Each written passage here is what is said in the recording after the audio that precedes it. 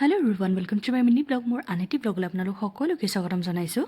মই আচলতে বহুত দিন আগতে এটা লং ভিডিঅ' দিছিলোঁ, যোনটো মই আচাৰৰ মায়ে ঘৰত আচাৰ বনাইছিলে, তাকে মই আপোনালোকক ভিডিঅ'ত দেখাইছিলোঁ।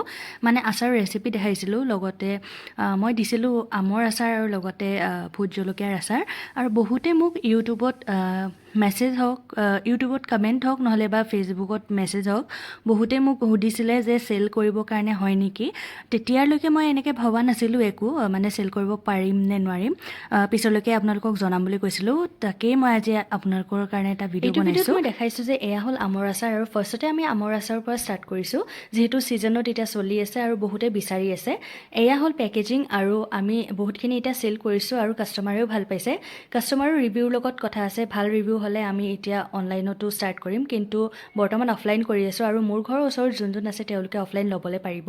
আপোনালোকে কমেণ্টত জনাব আমি অনলাইনত এইটো ষ্টাৰ্ট কৰিম নে নকৰিম, তেতিয়া আমি আগবাঢ়িব পাৰিম। বাৰু ভিডিঅ'টো আজিলৈ ইমানেই, সকলোকে বাই।